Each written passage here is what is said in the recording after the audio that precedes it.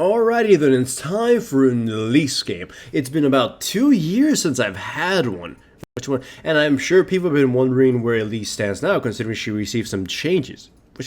But the Runeglaive didn't really do much. It added to her magic pen execution build for sure, but her tank build is still the way to go. And that's the build I took in this game. I believe I'm taking Magic Pen Reds, Armor Yellow, Ability Power Blues, and Ability Power Quins, simply because I didn't have the right runes ready for it, and my masteries were 921-0. Though if I had given myself more thought, I would have changed it around.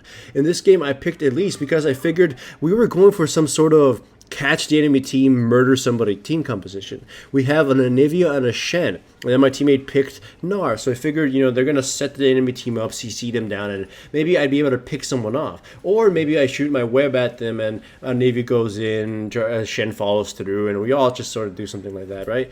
My team comp is very assassin-y, sort of, right? We pick one or two people off, murder them, and that's how we roll.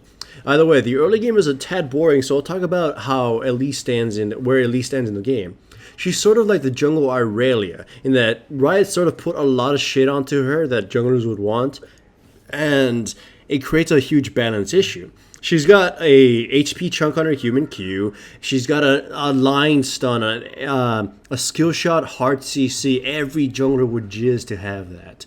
She's got an execute on her spider form. She's got mobility and an engage on her E, or a conditional disengage. And like what I mean by mobility is on her spider form, she gains movement speed, and that's a beautiful thing. She doesn't require boots as much as other junglers might do, and she's got life steal. She's got some form of sustain. I think it changed from life steal to on hit regeneration. I don't remember quite clearly what the changes were. And she's got attack speed. She's basically got everything a jungler would want. And they tune it down by giving it some really awkward scalings. So she doesn't really do well with a full AP build, and instead does well with a sort of on hit magic pen sort of build. For offense, I mean, of course. And her net base values and the fact that she chunks people for percentage values allow her to go some sort of tanky build. And that alone creates some problems for Riot to balance. How do you exactly tweak her so she doesn't become useless in the jungle? And by useless, I mean she can't really do anything there, but without allowing her to go crazy in teamfights and stuff. They haven't really tuned that out yet. She still has huge problems in teamfights. She is incredible in the early game, and honestly, even with the nerfs, her early game was very strong, and she could set up the enemy and she could set up her team to win. But the problem is, again, her teamfights are always, even when she was strong, rather lackluster. She wins by money bagging the game. What money bagging means is you dominate the early game, or your early game give your team such a lead that they can just basically steamroll the rest of the game. Sort of like Elise you dominate the game early with Elise, kill people, set the enemy jungler to fail, counter gank, all that sort of things, and you feed your teammates gold and power, and eventually you just overwhelm the enemy team. As Elise, you build yourself tank and you become unkillable, that your shitty combo just actually manages to work in team fights. Remember, her combo in lane phase, in skirmishes and that kind of stuff isn't so bad. You stun somebody, you use your Q, your W, and then you become a spider, and then you chunk them and then finish them off. Yeah, that works out well, but it has such a quote-unquote long cast time. It's 5 different abilities that you gotta use, and I said 5 different abilities you gotta use, and they all have their own small cast times, and if you add it all up, it becomes like this huge-ass combo your opponent couldn't escape, but a huge-ass combo somebody else could interrupt or kill you while you're doing it. So in a team fight, it's really unreliable. In team fights, she becomes basically a stun bot. And she becomes an opportunist. Oh, look, the enemy carry is close to dying or out of position. Maybe I can jump them and gnaw their face off. But in a lot of cases, that's not going to actually happen. And the question you're probably asking is, should you use Elise? And honestly, I can say no. The thing is, she just still can't carry. Even back then, she really couldn't carry. She just overwhelmed your opponents. She was annoying as all hell. She sets up her team to win. I'll say that again. She sets up her team to win, and she has the power to do that. I will tell you this, though. If you've got a dual queue partner, I would so strongly suggest that. She is so annoyingly strong when you're working together with someone you can communicate. I was fortunate enough in this game to play with two players, the Shen and the Anivia, fucking handsome players. I can say that how they played in this game, likelihood in real life they are handsome and banging lots of chicks. Because damn, they function really well as a team. They helped me set up things and they help follow shit up. So if you're working with players like that, Elise works so well. But think of it this way. If you've played Elise before, you've had situations before where even though you play it perfectly, there's nothing you can do. You can at most chunk a person down before a team fight, and then what? You don't do anything. You might just die. But if you have someone who follows through, who can sort of read your mind as to what you want to do, it goes by beautifully. Like in this case, the Anivia knows I want to kill the Caitlyn. She understands that I have the power to do so.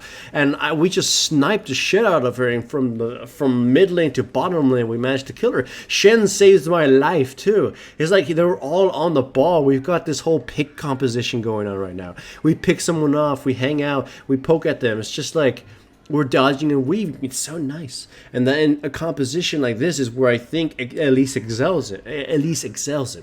And that's really weird what I'm saying. So in terms of solo queue, she might not work all too well, but in terms of dual queue or a team composition in which all of you know each other, it's so nice. It's like, again, I don't recommend her for lower levels unless you can money bag it. Unless you can feed your teammates, unless you can have one dual queue partner you're just giving kills and kills and kills to. However, she does work well as a control jungler. That is what I will say. You can be the ward whore of your team. You can look at the enemy jungler and then just murder them. That's where she does work out well still. As you can saw, I went and tried to bully her Nidalee early. Like if she tried to fight me, I just straight out murdered her. Elise has a lot of positive matchups early in the jungle just because her base values and her spider form are really strong. And that's about one thing you can do. And by the way, all the noise you hear is just, again, people outside playing in the pool, so just don't mind it. So yeah, and of course a tanky build just makes her all sorts of more useful. I go with my auras, I'll go with my tankiness, and just become a stun bot that's hard to kill, that he occasionally gives his teammates some Locket of the Iron Solari buff. And as far as team comps that she works in, I already mentioned she works well in pick compositions. So if your team has something like Talon, Jarvan, or Annie, then she's beautiful in a composition just like that. She also works well against team compositions that have this all dunk mentality. Like, you know, if the enemy has a Jarvan of their own or something and they just beeline for somebody, you can repel over them, which will just ignore all the CC they probably threw at you, and then just jump in the backline and maybe make something. But she is also very weak against kite compositions, ironically, right? Her repel can dodge things, it can close the gap on stuff, but it's so very, unsafe. It has a long cooldown, so you can't use it to disengage, and it's very telegraphed, so they'll see it coming and they could punish it. And anyways, back to the actual game at hand. Me and my team have been working out so beautifully. Me, the Shen, and the Anivia are so in tune with everything, right? I already mentioned that already. So my composition is all reliant on picking off somebody and murdering them and then just sweeping out the enemy team. Their composition isn't very strong. The Nidalee and the Yasuo don't really work well together. The enemy team doesn't have many avenues in which to activate Yasuo's ultimate, and it's sort of like they went for some sort of a poke composition with a full engage composition, half and half, and that just doesn't work out well. And my team is incredibly tanky. We have a front line that is just so menacing. And I myself am tanky as well. And Anivia built herself with a tanky build as well too. So look, I got engaged on, I got blown up a little bit, but I didn't take almost any damage. Meanwhile, they get CC'd, they get chased upon, and they just get annihilated. Their damage is nothing compared to us. So of course, we already did secure quite a menacing lead, but they just can't do anything. And that's the weakness of their composition and the strength of ours. And now, if I had gone Assassin-y, at least maybe I could have picked somebody off. Maybe I could have caught the Caitlyn and killed her quickly instead of slowly like I did before. But if I screwed up or if the enemy team was ready for it, then I'd be murdered quite promptly. Like I already mentioned, her quote unquote cast time is very long and it's very easy to telegraph. So if I, let's say, engage on the Caitlyn or I make it apparent that I'm going to engage on the Caitlyn, all Annie has to do is throw one stun and I'm pretty much dead in the water. So the tank build helps me survive even though it really hurts my ability to murder somebody. Now, my team wants to do Baron or at least secure it. This is why we have red trinkets up the ass and why we have tons of wards being placed everywhere. You can see the Shen is running around there making sure we have everything ready, and he wants to bait it as well.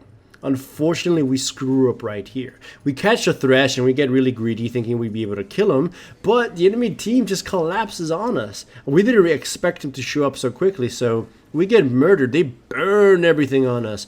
Another unfortunate thing is that apparently this Gnar isn't that experienced at playing top lane, so his engage here is very bad. And honestly, he can be forgiven because he was a very gentle person. He was like, I'm sorry guys, like he warned us ahead of time and we told him to be fine. This engage sets us back though because it kills him and then it kills Anivia and it allows him to gain regain a position in the game now, right? Shut down Golden Anivia. Someone who hadn't died at this point and was setting up a lot of kills was finally taken down. Still though, they weren't able to get Baron, and we still have quite a considerable lead on them anyways, so it doesn't matter. They engage on me, and this is a really stupid engage because I'm really hard to kill. So Nard teleports in, we catch the Annie. I have to burn my flash to kill her here actually, though I think she was probably going to die regardless. I didn't see the ignite by the end of it. Then we catch the Nidalee, she dies too, and it didn't cost, it cost us a few resources too. Oh, actually she survives. It cost us a few resources too, but they blew so much trying to actually kill me. It was dumb. Honestly, it was just flat out dumb. I'm a tank. It's almost the same. I'm built as a tank. It's almost the same as if they had engaged in the Shen or on the Gnar. It's not going to amount to anything. Yet they burn a lot of prime abilities to do so. Now here, the same thing. Me and Nivea are too fat to actually kill, and we're not the prime targets. They need to kill the Tristana ASAP, or else we're just going to dominate. Annie's looking for that chance, but of course, again, she shoots me in the Anivia, and it doesn't do much. I'm very low health, of course, but I was low health prior to being blown up by Annie, so we just sweep the rest of the team. We go for the tower. I remain behind because if I just throw one stun and it nails one of them, it will lead to a kill, and if they try to jump me, they're just going to die as a result. So yeah, this is a beautiful example as to where Elise can excel in. My team has such pristine communication, it's wonderful, and it's helpful because I was in such a severe losing streak prior to this. Now, as I said, would I actually recommend Elise in games? Like, I have to give you again, it's too long to read of this.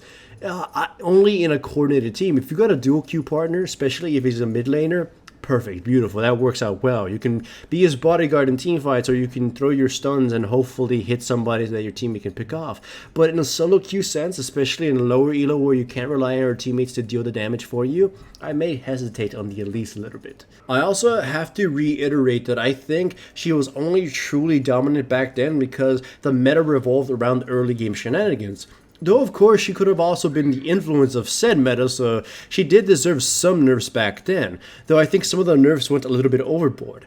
She's fine, in my opinion, as an early game dominating champion, and honestly, that's what she still does. She just suffers when the late game starts rolling in because she doesn't really do very much. I've already mentioned this several times again, and that's what brings me up with this. The meta currently right now relies on some sort of mid to late game presence from their champions. You have to be able to do things mid to late game. I mean, I just watched a game on LCS that had like about 5 kills in 25 minutes. So yeah, it's very low kill counts kind of thing going on. Very low early game pressure and mostly just all about the big old team fights, where Elise is most weakened. So if the game were to shift back into an early game dominant meta, I'm pretty sure Elise, even in her current state, will see a somewhat of a return. But right now, she can't really carry, and she doesn't really do well in the late game, so of course she's off on the wayside. Still, she's enjoyable to play, and if honestly you really like playing her, I won't deter you from playing as Elise. She's quite well, again, in dual queue compositions and in team settings. Or when you're Elise, you can guarantee your team will be somewhat focused. The Runeglaive didn't do much for her, and as such, her tank build is still the way to go. Hooray.